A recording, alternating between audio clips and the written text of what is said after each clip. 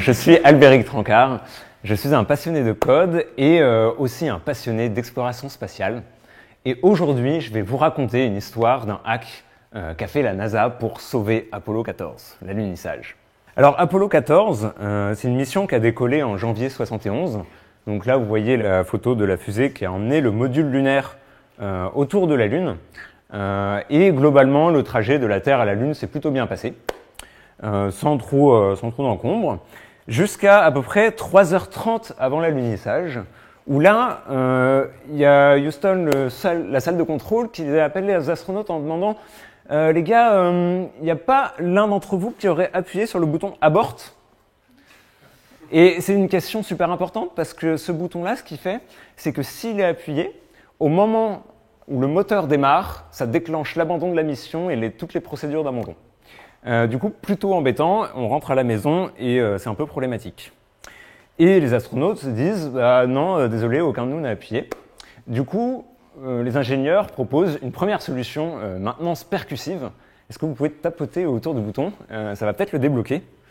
Et effectivement, ça a désactivé l'abort, mais une orbite lunaire plus tard, le problème était revenu, il devait y avoir un court-circuit. Donc, il faut trouver une autre solution. Mais avant ça, je dois vous parler de l'ordinateur d'Apollo, l'Apollo Guidance Computer, AGC. On compare souvent les ordinateurs de l'époque avec des grille-pains, mais en vrai, il avait quand même des capacités plutôt stylées pour l'époque. Il était capable de faire de multitasking, il avait une interface utilisateur, il pouvait contrôler plusieurs périphériques, il était capable de gérer les erreurs fatales. Il y avait même un concept de virtualisation. Alors bien sûr, à l'époque, ça ne s'appelait pas comme ça et ça a été théorisé qu'après. Mais il y avait les prémices de ce qui était vraiment l'informatique contemporaine. Et il était capable d'exécuter 80 000 instructions par seconde. Donc franchement, plutôt pas mal pour l'époque. Sa seule vraie contrainte, c'était vraiment les ressources en puissance de calcul et surtout en mémoire. Parce que la mémoire, à l'époque, ça prend des salles entières. Et quand on va dans l'espace, on a envie d'être le plus léger possible, d'avoir la masse la plus faible au décollage. Du coup, la mémoire du programme d'Apollo, c'est 36 000 mots, ça équivaut à 70 kilooctets actuels.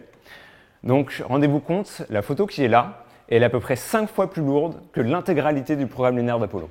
Et il y avait à peu près 2000 mots de mémoire vive. Et pour faire tenir ça de la façon la plus efficiente possible, c'était dans ce qu'on appelait la Core Rope Memory.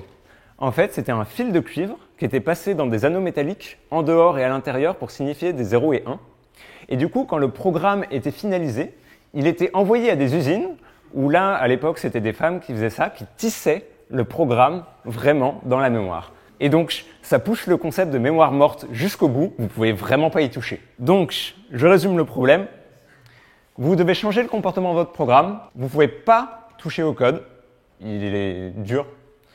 Vous avez quand même accès à la mémoire vive, vous pouvez changer des bits dans la mémoire vive. Vous devez maîtriser tous les effets de bord, personne ne meurt, parce qu'il y a 3 astronautes à bord quand même. Le monde entier vous scrute parce que la mission Apollo 13 était déjà passée un peu juste, et la planète entière vous regarde, et vous avez 3 heures.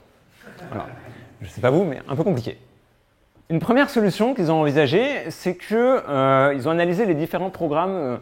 Il y a le programme 63 qui gère la descente, et il y a 2 programmes d'abort, le 70 et 71. Et ils se sont dit, on va simplement désactiver les modes d'abort. Le problème de ça, c'est que si les astronautes ont vraiment besoin d'abandonner la mission, ils seraient obligés d'utiliser l'ordinateur secondaire qui n'avait pas été testé pour ça. Du coup, 1 heure, un peu avant l'alunissage, ils ont simulé ces scénarios et ils l'ont pas dit aux astronautes, mais ils ont crashé plusieurs fois le module lunaire. Donc, il va falloir trouver autre chose. Et pour expliquer la suite, je vais vous parler de l'interface de cet ordinateur, qui était la première dans son genre. Et comment ça marchait? Ça utilisait en fait des verbes et des noms. Parce que dans le langage, c'est la façon la plus simple de communiquer. Si je vous dis « Albéric, parlez Human Talks », on se comprend. Pareil, les interfaces utilisateurs, on fait fichier sauvegarder, édition préférence, avec des noms et des verbes, ça suffit. Donc là, vous voyez qu'il y a une touche nom et verbe, et avec une cheat sheet de tous les verbes possibles, on pouvait communiquer avec l'ordinateur. Et donc, si on veut afficher une variable, on peut faire verbe 11, nom 10, 30, entrée, avec ces gros gants d'astronaute. Un peu compliqué. Et sur cette interface, il y a un truc qui est assez particulier, c'est qu'il y a une petite variable qui affiche le programme en cours. C'est purement une variable principalement d'affichage. Et on va voir pourquoi elle est importante, cette variable. Donc les ingénieurs, ils ont analysé d'à peu plus près le programme de descente. Ils se sont rendus compte qu'il y a un job serviceur qui est géré par ce programme, qui gère les équations de guidage, et qui lance 4 fois par seconde une routine R11.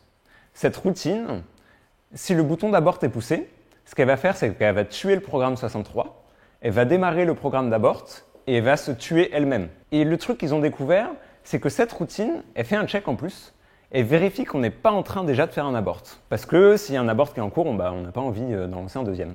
Et du coup, ce qu'ils se sont dit, si on arrive à faire croire à l'ordinateur qu'il est en train d'abandonner la mission, du coup, cette routine va se tuer et elle ne va plus checker le bouton. Et ce check-là, en fait, il se base justement sur la variable d'affichage. Et du coup, ils sont allés regarder, mais est-ce qu'il y a des side effects à changer ça? Parce que c'est quand même assez impactant de changer cette variable. Et ils ont vu 2 choses. La première, c'est que quand le moteur s'allume, il y a une phase où il monte à 10% de puissance pendant 26 secondes pour calibrer le moteur. Et le truc, c'est que si vous changez cette variable, eh bien, le moteur ne va pas monter automatiquement à 100% de puissance une fois qu'il s'est calibré. Un autre impact, c'est que la variable qui active le guidage de descente ne va pas s'activer non plus. Et si vous n'avez pas le guidage de descente pour aller sur la Lune, ça va être un peu compliqué. Du coup, 20 minutes avant l'alunissage, les ingénieurs communiquent le hack, leur procédure aux astronautes. Donc, ce qu'ils veulent faire, c'est attendre que le programme de descente s'allume. Il y a quelques minutes entre le début du programme de descente et le moment où le moteur s'allume. Spoofer l'ordinateur en changeant la variable à P71 pour faire croire qu'il y a un abort qui est en cours. Du coup, au moment où le moteur va s'allumer, la routine R11 qui check s'il y a un abort, elle va se tuer. Et là, vous avez 26 secondes pendant que le réacteur se calibre, vous avez 26 secondes pour activer le guidage de descente. Puis, vous montez manuellement la puissance du moteur en comptant les 26 secondes. Et vous remettez la variable que vous avez changée à avant pour revert votre hack. Et finalement, vous redescendez la puissance manuelle au minimum pour que l'ordinateur reprenne le contrôle sur le guidage et que vous ne laissez pas la manette manuelle au max. Et donc là, les ingénieurs croisent les doigts. Est-ce que ça va marcher? Est-ce que ça va pas marcher?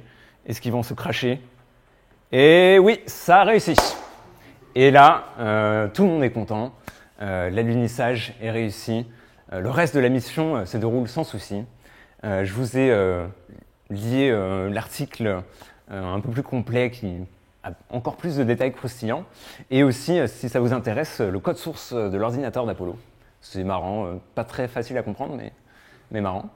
Donc voilà, j'espère que cette histoire vous a plu et que la prochaine fois que vous aurez la pression pour résoudre un bug, ça vous permettra de relativiser un petit peu. Il y avait combien d'ingénieurs qui étaient sur place dans les bureaux de la NASA pour le hack? C'est une question intéressante parce que du coup, il y avait plein d'équipes. Il y avait à la fois les équipes dans la salle de contrôle, il y avait tous les techniciens qui avaient participé au programme qui du coup pouvaient être appelés à l'aide. Tu avais aussi pas mal de gens du MIT qui avaient bossé sur certaines parties, des gens du JPL qui étaient un autre laboratoire. Enfin, il y avait vraiment plein de laboratoires au travers des États-Unis. Alors, quand il y avait des problèmes, en général, ils étaient appelés pour être prêts à répondre aux problèmes. Après, sur ce sujet-là, je ne sais pas exactement combien de personnes ont aidé à le résoudre. Mais en général, c'était branle-bas de combat et la moindre personne qui avait une idée essayer de résoudre ça. Ils ont dit quand aux astronautes qu'ils ont failli se cracher s'ils n'avaient pas trouvé ce hack. Alors, ce qui est intéressant, c'est qu'il y a un script qui justement retranscrit toutes les communications entre les astronautes et la Terre. Et on se rend compte qu'en fait, ils communiquent extrêmement peu d'informations. C'est-à-dire que ce qu'ils ont dit aux astronautes, c'est littéralement « Est-ce que vous avez appuyé sur le bouton abort ?» Oui, non, ils ont répondu. 1 heure plus tard, première solution, on te propose de désactiver l'abort, c'est ça notre procédure temporaire, on est en train de la checker. Et à 20 minutes, on a une meilleure solution, vous allez faire ça. Mais jamais ils ont dit qu'il y avait des problèmes dans le simulateur, jamais ils ont dit les causes et tout, c'est vraiment très minimaliste. Et par contre, les relations publiques qui parlaient à la télévision, eux, donnaient beaucoup plus de détails sur ce qui se passait. Donc, vous avez des images du centre de contrôle où vous étiez tous en train de...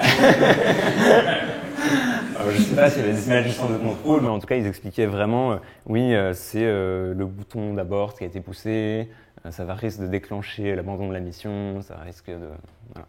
Donc, management du stress des astronautes. Du coup, il y a peut-être un truc que j'ai pas compris, mais ils avaient bloqué le bouton abort, donc ils pouvaient allumer, mais après, s'ils réallumaient le moteur pour repartir, la mission s'arrêtait.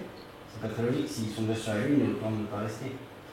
En fait, du coup, le bouton abort, c'est dès le moment où il est appuyé, dès que le moteur s'allume, il va passer en mode abort, donc c'est-à-dire il va pas se couper, mais du coup, le guidage va pousser le module à revenir sur Terre, quoi, automatiquement. Ouais, c'est ça. Mais tu n'as quand même pas envie de... En fait, les modes d'abort, un truc dans le spatial, c'est que tu as souvent effectivement des modes pour abandonner la mission à différentes phases, sauf que tu as très peu envie de les déclencher, parce que même si c'est censé être une sécurité, tu as une probabilité pour que ton abort y rate. Donc, c'est des choses qui sont testées, mais tu n'as vraiment pas envie de les déclencher. Juste vraiment en dernier recours. Et ça vous met de problème au final Du coup, c'était un simple court-circuit sur le bouton qui...